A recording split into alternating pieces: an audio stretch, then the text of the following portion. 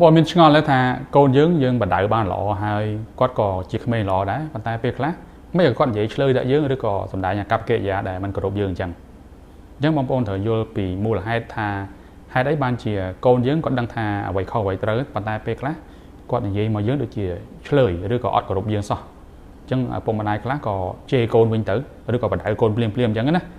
เป็กละก็มีอารมณ์เงียบเอาได้แต่โกนเจใหญ่เปียเลยหรือก็ทั่วกับเกยยาได้มันกระดบยังเชียปมบันไดจังจังยังเชียปมบันไดเถอะโยได้ท่าให้ได้บ้านเชียโกนยังซอกใหญ่เปียเลยมาจังหรือก็ทั่วสกัมเพียบได้อดเจกระดบยังจัง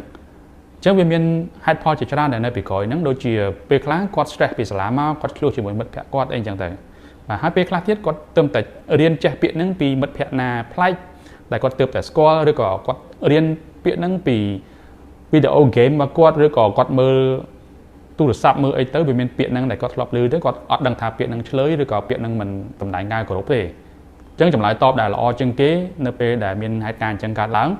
គឺបងប្អូនមិនត្រូវជេរគាត់ភ្លាមឬក៏បដៅគាត់នៅពេលហ្នឹងទេវិធីសាស្ត្រដែលល្អជាងគេគឺយើងត្រូវស្ងៀមស្ងាត់ហើយយើងដើរចេញអញ្ចឹងការដែលយើងស្ងៀមស្ងាត់ហើយដើរចេញនៅពេលដែលគាត់និយាយអ្វីមួយឆ្លើយឬក៏សម្ដែងអាកប្បកិរិយាមិនគោរពយើងហ្នឹងជាសញ្ញាមួយបង្ហាញគាត់ថាយើងមិនពេញចិត្តនិងមិនអាចទទួលយកបាននៅអ្វីដែលគាត់ធ្វើដល់យើងហ្នឹងទេប៉ុន្តែមិនមានន័យថាយើងដើរចេញហើយអត់ត្រឡប់មកវិញដែរឬក៏បំភ្លេចរឿងហ្នឹងចោលដែរពីព្រោះថាបើសិនជាយើងដើរចេញហើយអត់ត្រឡប់មកវិញគាត់ខ្លាចយើងហើយគាត់មិនត្រឹមតែខ្លាចយើងទេគាត់អាចមានអារម្មណ៍ថាយើងឈប់ស្រឡាញ់គាត់ដែរអញ្ចឹងបើសិនជាយើងរកឱកាស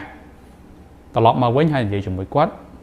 ធ្វើឲ្យគាត់ទុកចិត្តយើងហើយយើងមានឱកាសបដាទូមានគាត់ហើយពេលនេះគឺគាត់ស្ដាប់ដោយសារតែគាត់គិតថាគាត់មានកំហុសអញ្ចឹងកំឡុងពេលដែលយើងដើរចេញយើងអាចប្រាប់គាត់ថាប៉ាម៉ាក់មិនពេញចិត្តនៅពាក្យតកូននិយាយមិនហ្នឹងទេ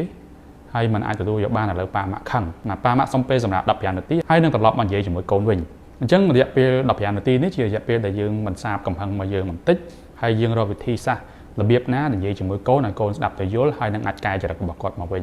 ឲ្យគាត់យល់ថាអ្វីដែលគាត់ធ្វើនេះគឺជារឿងមិនត្រឹមត្រូវហើយឲ្យគាត់ឈប់ប្រើពាក្យនឹងជាមួយយើងឬក៏ជាមួយអ្នកដទៃនៅថ្ងៃក្រោយទៀត